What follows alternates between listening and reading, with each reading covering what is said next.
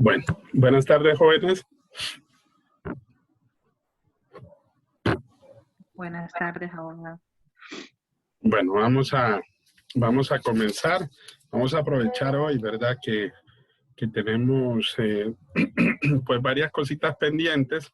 Yo les había dicho que íbamos a hacer un resumen más o menos de las cosas importantes que vamos a ir viendo en cuanto a lo que es la temática de la clase. Voy a hacer un resumen de todo y después me voy a incorporar a lo que es el campus también, porque también es importante que vayamos viendo algunas cositas que dentro del campus virtual pues nos van a servir como insumo para lo que es la evaluación. Bueno, antes que todo, quiero aprovechar para que miremos el material que, si ustedes se recuerdan, tenemos el material de Ángel Giraldo. Voy a hacer alusión a ese material. Lo voy a disponer ahorita acá para que miremos de ahí qué cosas son interesantes dentro de este material. Ya lo tengo aquí, permítanme, que lo voy a compartir. Aquí está. Ok. Bueno, este es el material de Ángel Giraldo. Este material podríamos decir que es uno de los más importantes que hemos estado viendo dentro de lo que es la temática de la clase. Primero aquí, recuerden de que esto sale de un video que nosotros hemos visto y que hemos dispuesto, que es precisamente sobre los métodos de la ciencia. En esa clasificación de los métodos, platicamos, bueno, mejor dicho, no es que platicamos, sino que exponemos de que toda ciencia se identifica por tres cosas: objeto, método y fin, ¿verdad? Ahora, en este material, nosotros identificamos esos tres elementos. Y no se les vaya a olvidar, ¿verdad? Que eso es importante, esos tres elementos. Primero, el objeto del derecho. Voy a ir rayando aquí para que ustedes lo vayan viendo. Miren, por ejemplo, esta primera parte que aparece aquí. ¿Cuál es el objeto del derecho? Regular los comportamientos sociales que tienen relevancia para un Estado en un momento histórico determinado. Bueno, ahora, si hablamos de ese aspecto, recuerden que el hombre por esencia es social. Entonces, como el Estado tiene que regular esa relación entre las personas, entonces tenemos que entender cómo trabaja el derecho como ciencia. Esto está en la siguiente página, miren, aquí. Entonces, ¿cómo se desenvuelve el derecho como ciencia? Vamos a hacer un ladito acá, voy a volver a rayar. Y aquí entendemos que el derecho como ciencia, permítame, voy a borrar, porque como soy izquierdo, pero el ratón lo usamos con la mano derecha. Aquí está. El derecho tiene dos niveles. Derecho como ciencia, no se les va a olvidar. Pregunta de examen. El primer nivel, ¿cómo se desenvuelve? Bueno, hay que analizar las hipótesis normativas que sirven de base para resolver los problemas de una comunidad en un momento histórico determinado. Eso está aquí, ¿ve? ¿Ok? Eso está en esta primera parte. ¿Qué son hipótesis normativas? Yo les dije, es norma. Es que el legislador crea una norma, ve la necesidad en la sociedad, viene el legislador, crea, ¿verdad? Y a partir de ahí, ¿qué es lo que trata de hacer con la norma? Tratar de solventar ese problema jurídico. ¿Por qué decimos que es un problema jurídico? Bueno, más adelante vamos a hablar de esos dos elementos. No sé si será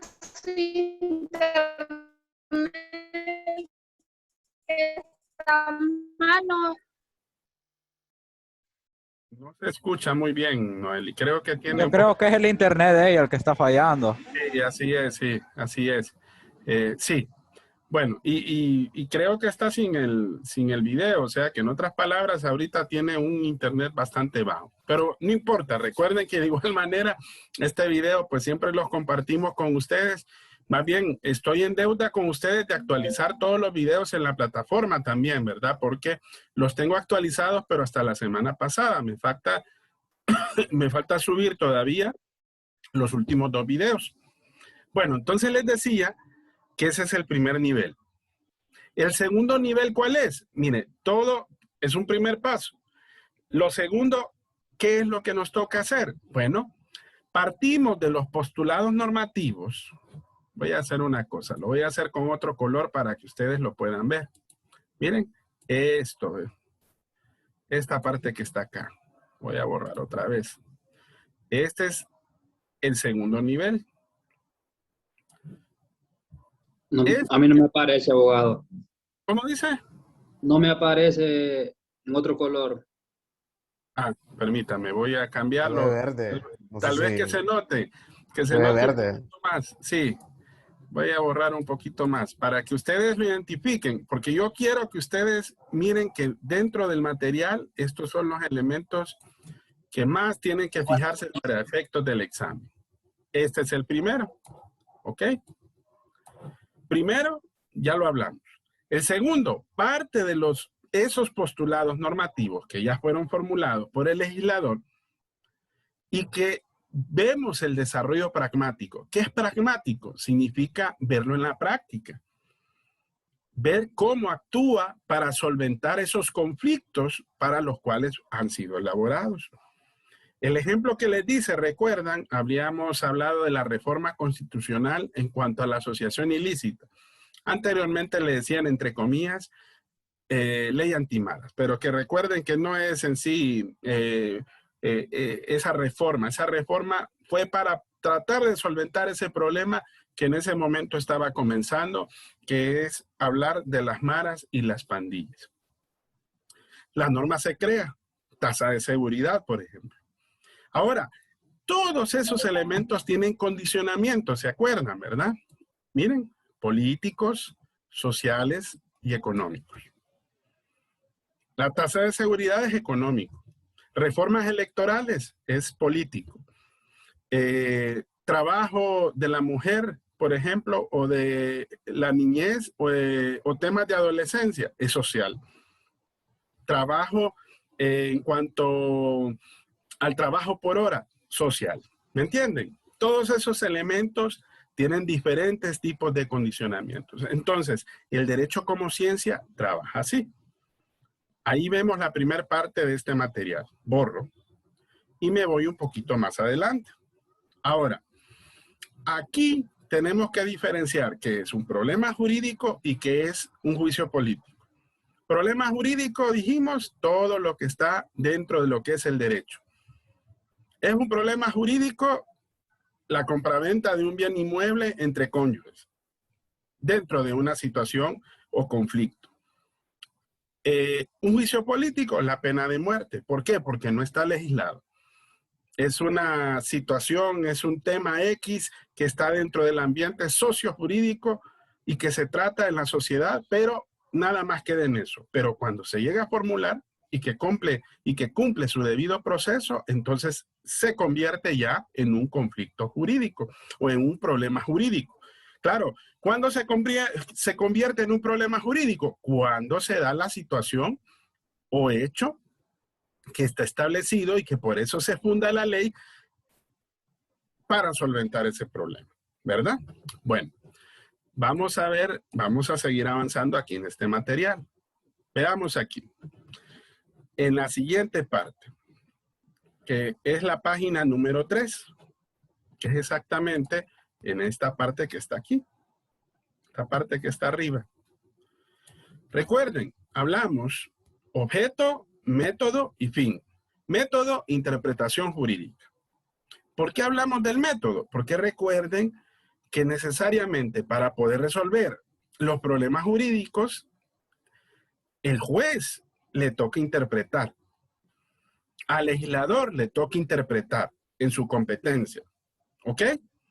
Y a nosotros nos toca, pero de otra forma. ¿Por qué? Porque es para ofrecerle una solución, por ejemplo, a cada una de aquellas personas que de repente nos lo solicitan.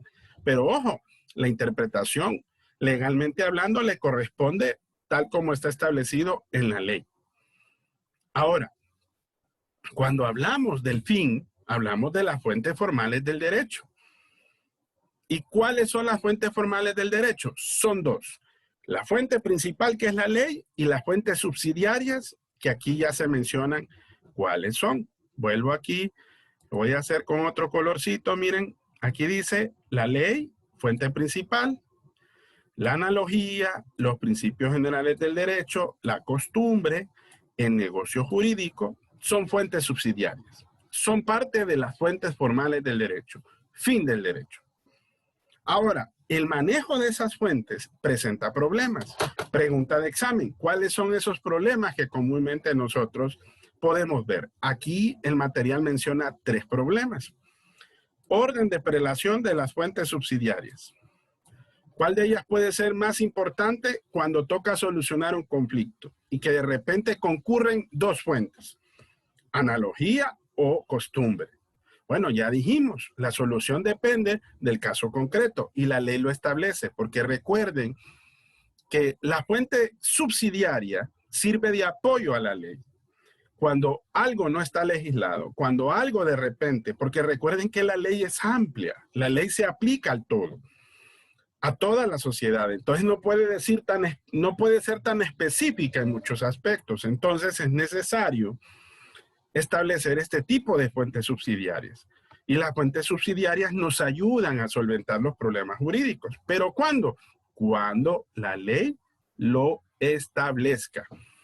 Hablamos de la analogía, hablamos del negocio jurídico, hablamos de los principios generales del derecho, hablamos de la costumbre y la jurisprudencia. Todas ellas, de alguna manera, actúan conforme a la ley. Si la ley lo dice, la fuente subsidiaria se convierte en una fuente principal. Bueno, seguimos aquí más adelante en el material. Permítame, voy a borrar esto. Y aquí hablamos más abajito del método en la investigación jurídica. Continuación de la página 3. Pero ¿dónde quiero llegar yo específicamente cuando hablamos del método? Aquí, en la siguiente página, que es la página número 4. Dijimos, el método por excelencia es la interpretación. Ahora, ¿cómo aplicamos el método de interpretación? El material lo dice. Y está aquí subrayado. Lo voy a enunciar aquí. Miren. Primero, la doble dimensión de la interpretación jurídica. Esta es la primera. Primero, ¿cómo hacemos para poder interpretar? Determinamos cuáles son los conceptos teóricos y los juicios de valor. ¿Qué es un concepto teórico? Recuerden que cuando hablamos de conocimiento, se recuerdan que hablamos de 3 elementos: conceptos, juicios y raciocinios. El concepto es lo que se nos viene a la cabeza en base a nuestra experiencia. Pero ojo, el concepto en la interpretación es distinto, porque se basa específicamente en lo que la ley me concibe para entender, por ejemplo, qué es enriquecimiento ilícito, por ejemplo. Si yo quiero saber qué es enriquecimiento ilícito, puedo ir a un diccionario jurídico, pero ojo, ¿qué concepto me interesa? ¿El que yo sepa o realmente el que la ley me establezca? El que la ley me establezca. ¿A dónde está tipificado? Bueno, hay que buscar una normativa especial en donde me diga eso. ¿Qué ley lo dice? No lo dice el Código Penal. Lo dice el Código, lo dice la Ley Orgánica del Tribunal Superior de Cuentas. Entonces, ahí está establecido el concepto. Lo leemos. Al momento de leerlo y lo queremos interpretar, un concepto es lo que nosotros en un simple español podemos comprender y entender dentro de esa concepción. Recuerden que dice el Código Civil que es la ley. Ley es declaración de la voluntad soberana que manifestada en la Constitución manda, prohíbe y permite. Entonces, si me dice de esa forma, dice voluntad soberana que manifestada en la Constitución. Bueno, cuando vemos la definición de ley en ese sentido, lo primero que hacemos es determinar en un simple español qué es eso. El mismo Código Civil me dice que nadie puede alegar ignorancia de ley. ¿Qué es lo que yo entiendo como concepto? Bueno, que ninguna persona dentro del territorio hondureño, sea connacional, sea menor de edad, sea menor adulto, sea adulto mayor, sea mujer, sea extranjero, sea cual sea, pero que esté dentro de nuestro territorio, porque es el espacio de donde se aplica precisamente la norma, nadie puede alegar ignorancia de ley. De repente hay toque de queda y son las 10 de la noche y usted anda en la calle. Usted no le puede ir a decir al policía, véngase, lo voy a llevar. ¿Por qué? No, pero ¿por qué? Yo no sabía. No, no puede alegar ignorancia. Ese es el concepto, lo que usted concibe con sus características que tiene precisamente como hombre, como mujer pensante, razonalizando precisamente lo que en el español usted entiende. Los artículos. Vaya, un punto y coma, por ejemplo, en la ley. Una coma. Dice mucho.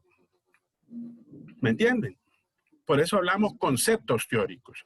¿Y qué son los juicios de valor? Bueno, el juicio de valor es lo que pretende o el deber ser del jurista. ¿Por qué?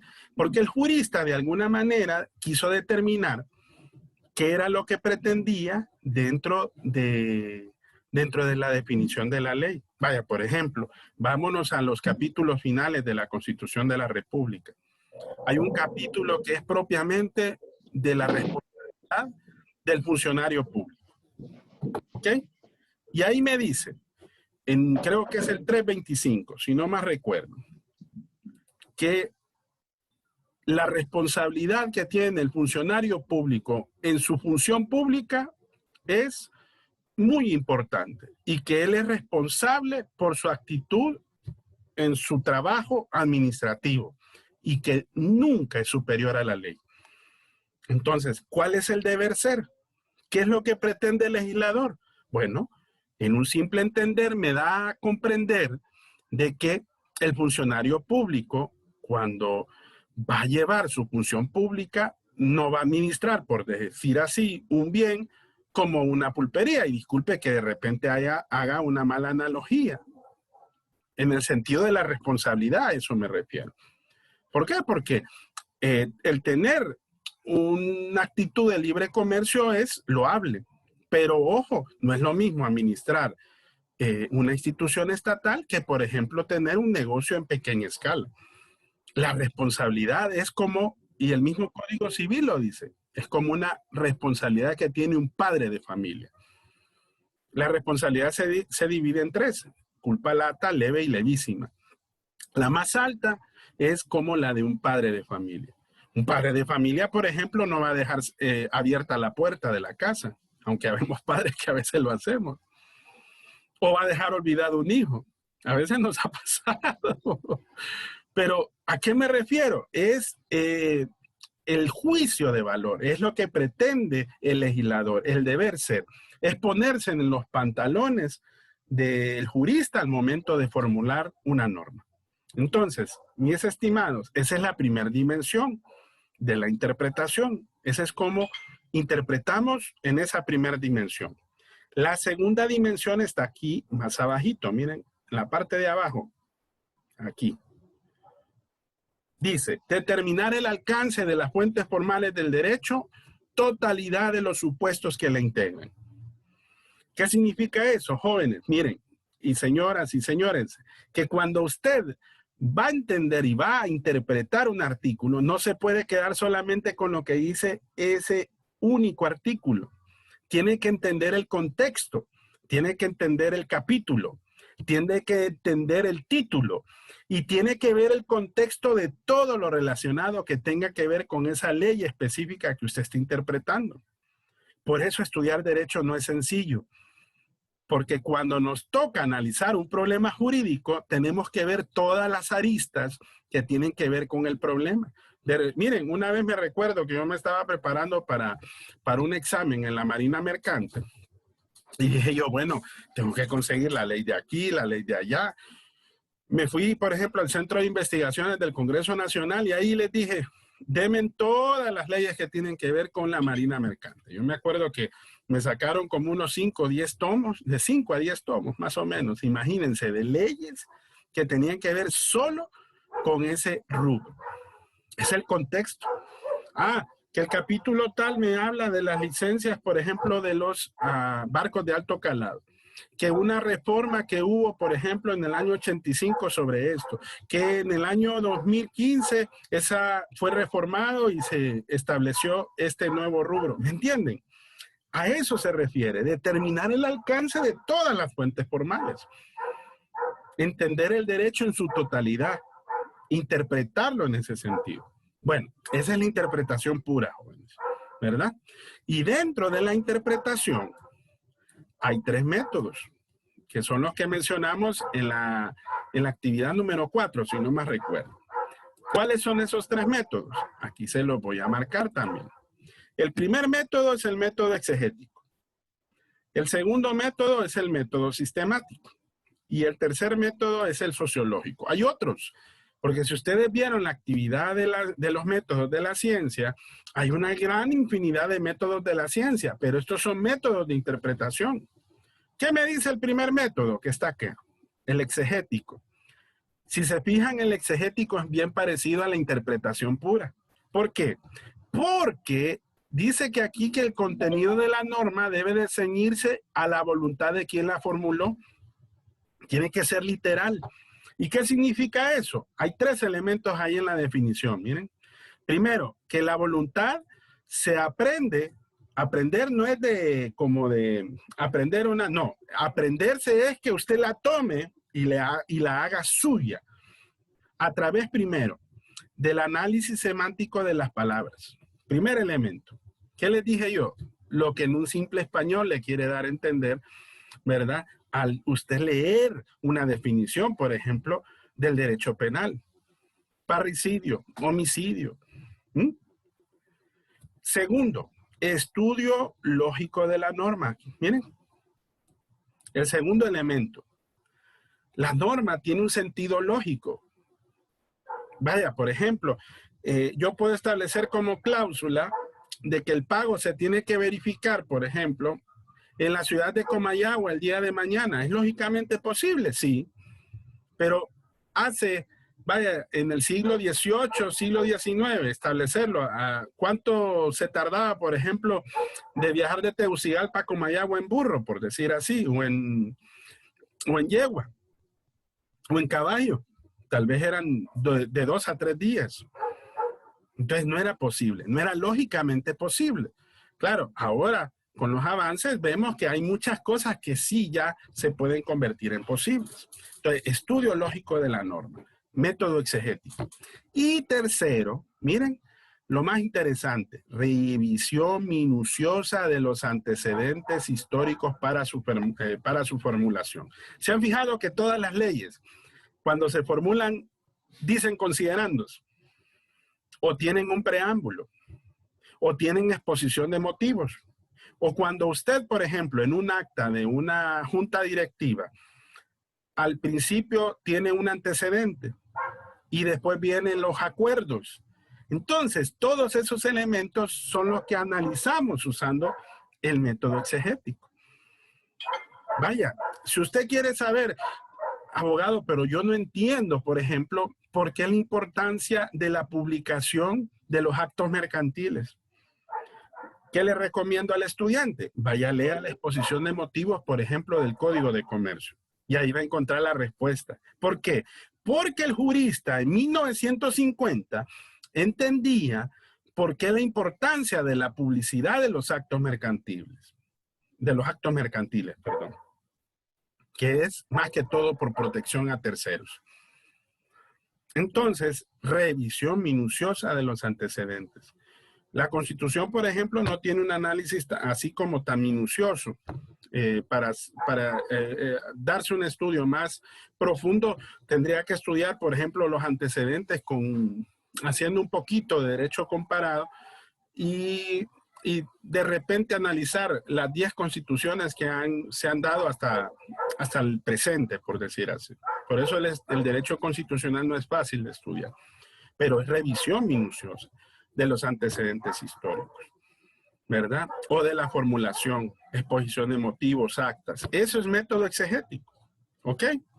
Segundo elemento, el sistemático. Aquí está. ¿Qué me dice el sistemático? Que el Estado como tal se constituye como una estructura jurídica total y que debe interpretarse, miren, en función de los postulados contenidos en dicha constitución política y en los principios generales que forman las diversas instituciones del derecho. En otras palabras, para poder entender esto, usted tendría que ver, por ejemplo, ¿cómo se constituye Honduras como Estado? Estado de Derecho, libre, democrático e independiente. Son los primeros artículos de la Constitución. ¿Cómo está constituido? Por 3 poderes del Estado, dice el artículo. Entonces, ya me dice parte de una estructura. ¿Qué es eso? Método sistemático. ¿Cómo está organizado el Congreso? Vámonos al capítulo de la Constitución de la República en cuanto a lo que es el poder legislativo. ¿Cuándo inician las sesiones? ¿Cuáles son los diputados, la cantidad de diputados a constituirse?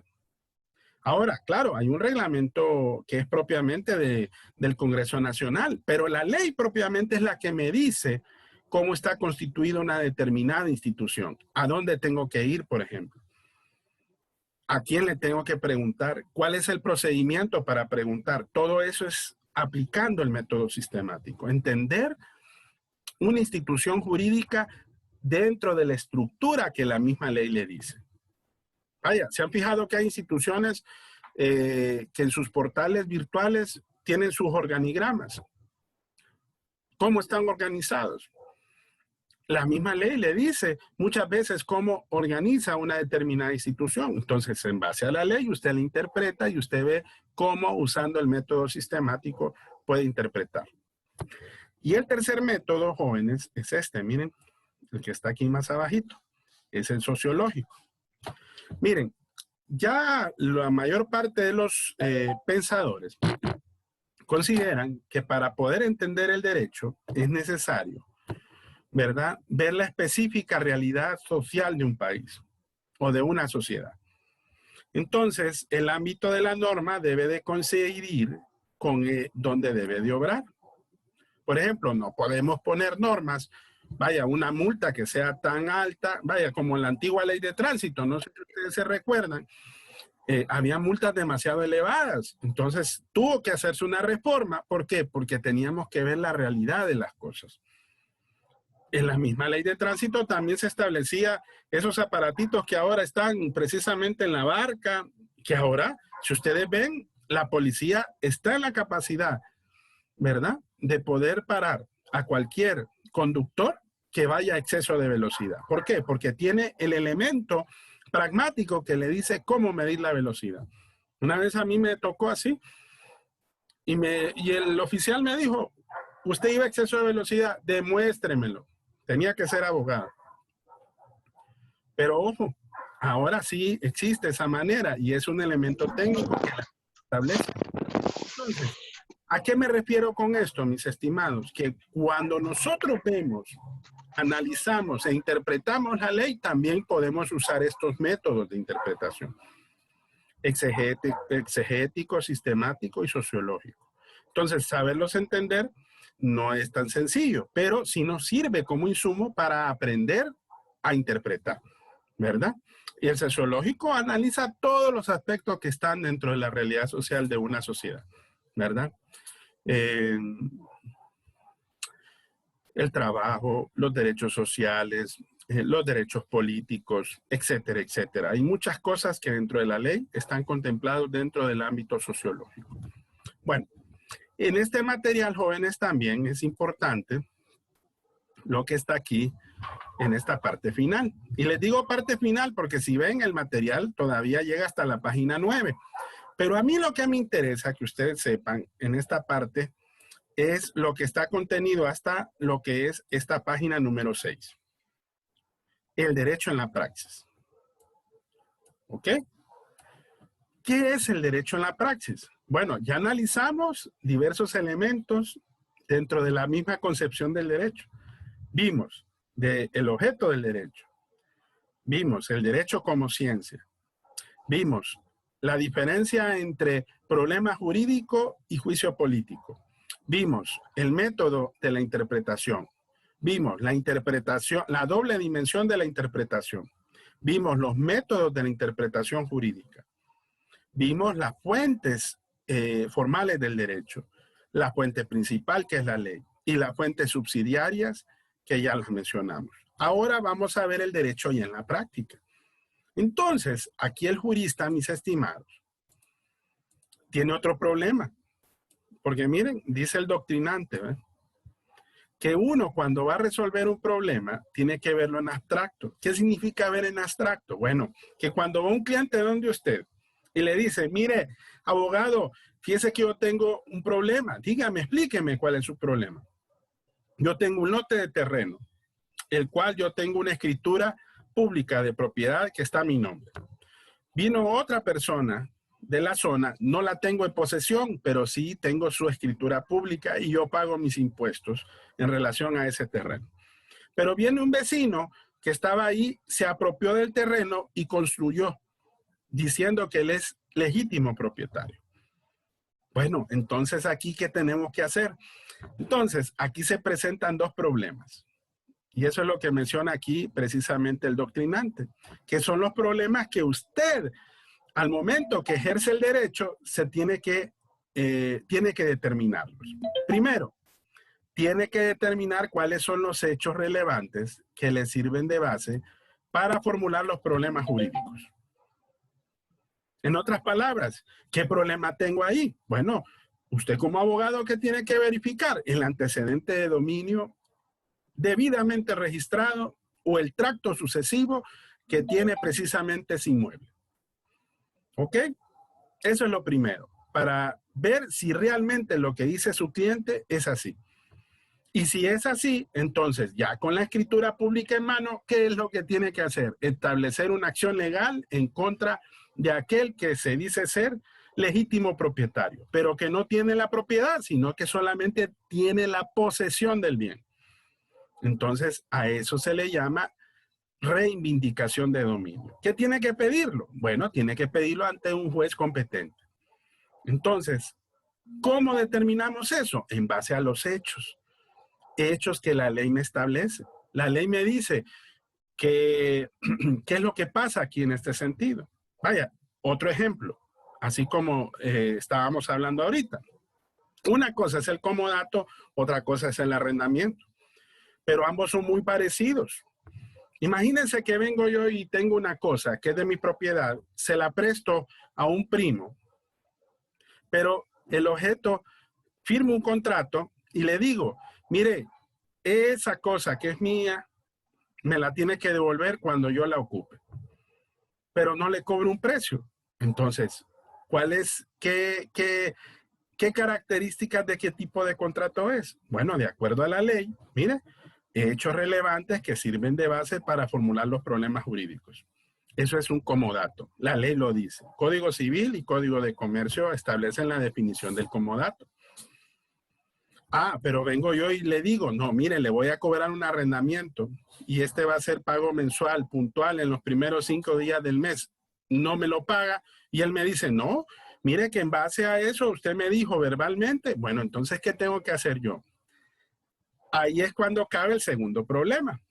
En segundo lugar, debo de ver la forma de probar esos hechos.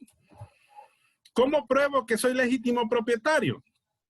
Presentando la escritura pública debidamente registrada en el Instituto de la Propiedad, y no solamente eso, sino que verificar el tracto sucesivo del que habíamos hablado. Porque aunque no lo crean, como seres humanos también, el registrador se pudo haber equivocado y no haber registrado correctamente ese bien. Entonces, ven ahora cuáles los dos problemas que se presentan en cuanto al derecho en la praxis. Son dos problemas, ¿verdad?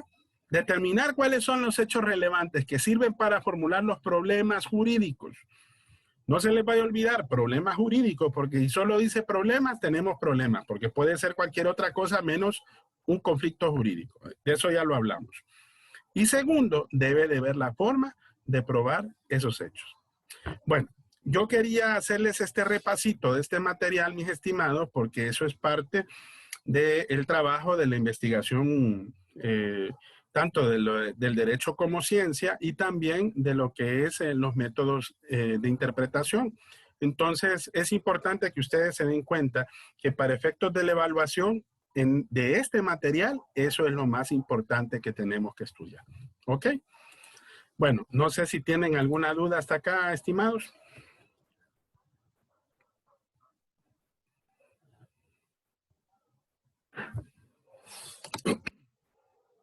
¿O está todo tan clarito como el agua? Todo está claro. Ok.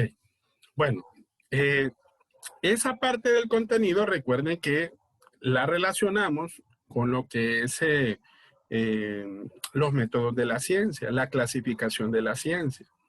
Recuerden, dentro de ese video que vimos en la segunda página de la lección y dentro del material también que se encuentra de la unidad, hablamos de que Carl Gustav Hempel separa las ciencias en dos: ciencias fácticas o empíricas y las ciencias formales. Y ahí él mismo me dice que toda ciencia se puede diferenciar entre sí por esos tres elementos. Entonces, como estamos estudiando derecho, es necesario que nosotros nos demos cuenta cuál es el objeto del derecho, cuál es el método del derecho y cuál es el fin del derecho, ¿verdad? Eso no se les va a olvidar de aquí hasta, bueno, aún ejerciendo precisamente nuestra carrera del derecho, ¿verdad? Que es tan bonita, ¿verdad? Y recuerden que dentro de esta clasificación el derecho cabe dentro de las ciencias sociales, que es una ciencia fáctica o empírica, ¿verdad?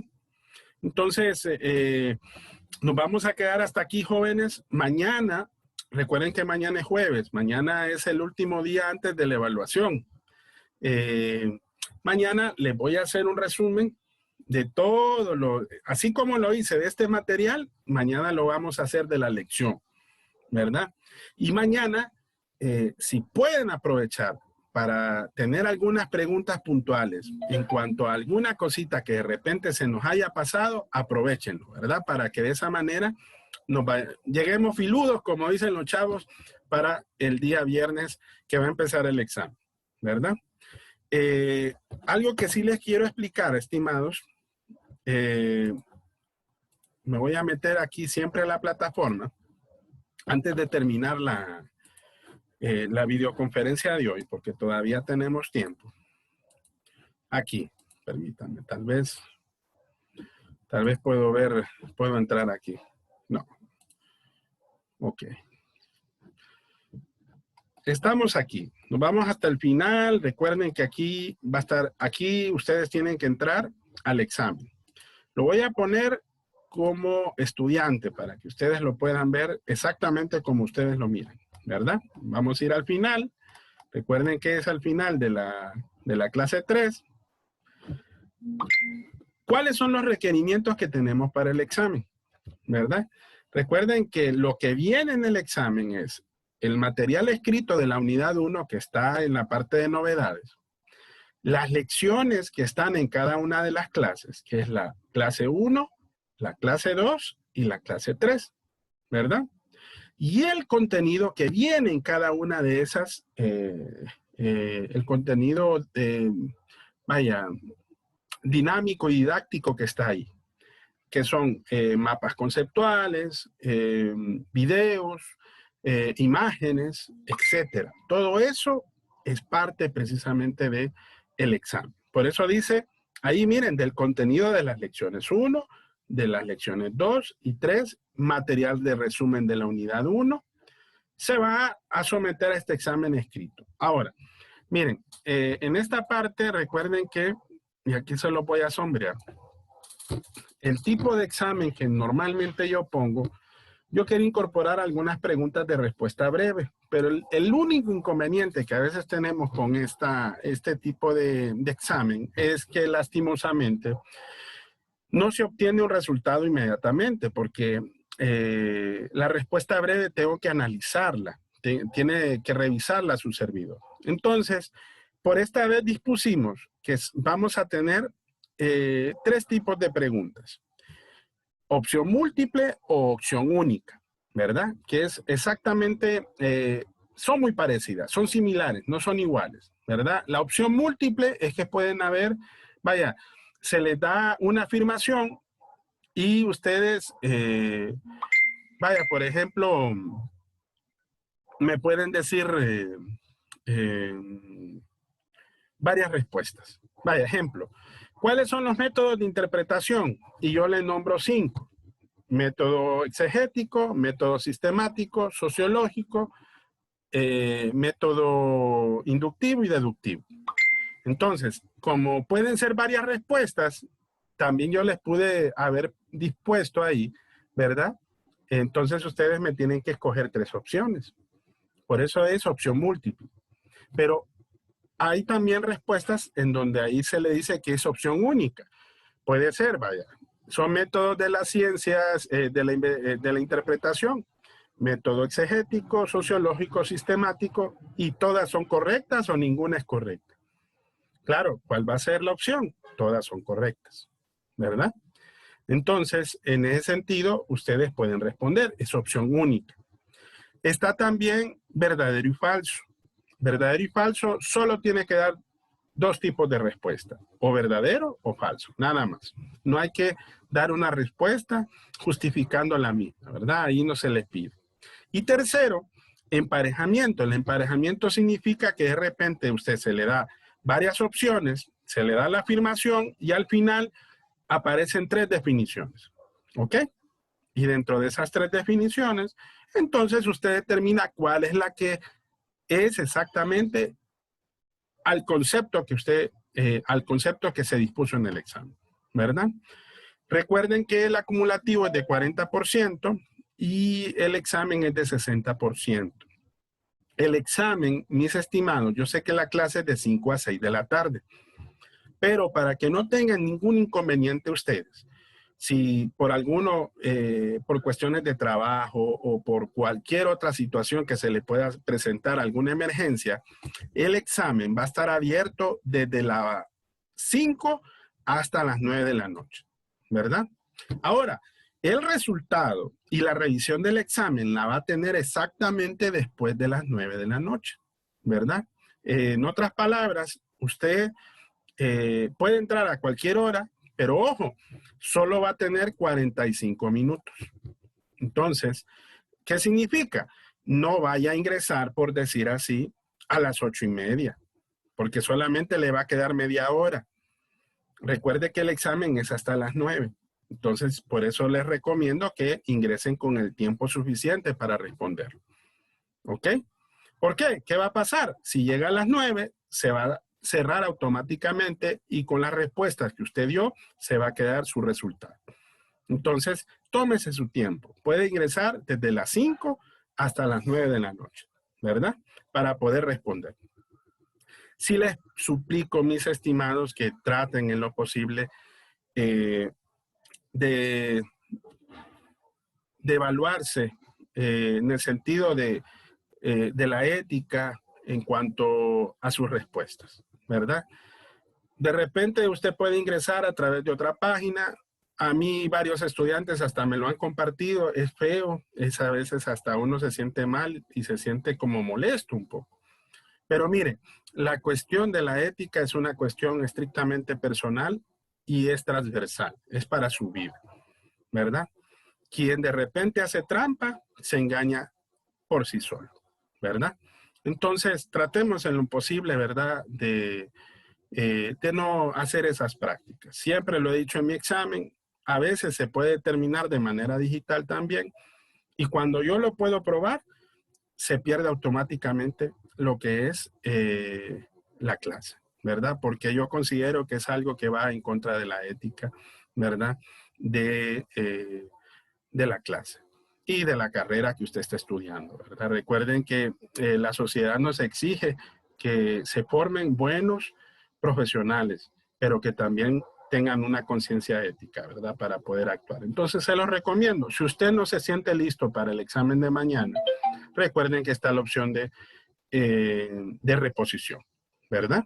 Y la reposición, recuerde que es tanto el examen que no hizo como también la nota más baja. Bueno, entonces eso se los quería adelantar porque yo sé que mañana pues vamos a estar un poquito más entretenidos en la parte del contenido que hace falta, ¿verdad? Bueno, ¿cuántas preguntas viene el examen? Mañana lo van a saber. Así que mañana van a tener esa respuesta. Y en cuanto al tiempo, recuerden que ahí dice 45 minutos. Desde que inicia, el tiempo empieza a contar, ¿verdad? Entonces, tómese su tiempo leyendo bien las preguntas y poniendo sus respuestas. La ventaja del examen es que... El viernes es abogado. Abogado, ¿el viernes o el jueves? Bueno, de acuerdo a fecha calendario, es el viernes 26. Sí. ¿Verdad? Viernes 26. Así que no se les vaya a olvidar, ¿verdad? De acuerdo a cómo está acá, es el viernes 26, ¿verdad? Aquí a lo que les enseñé ahorita, ¿verdad? Miren. Aquí está, ¿ven? Aquí dice viernes 26, ¿verdad? Y ahí dice la hora de inicio y también diré las 17 horas y finaliza a las 21 horas.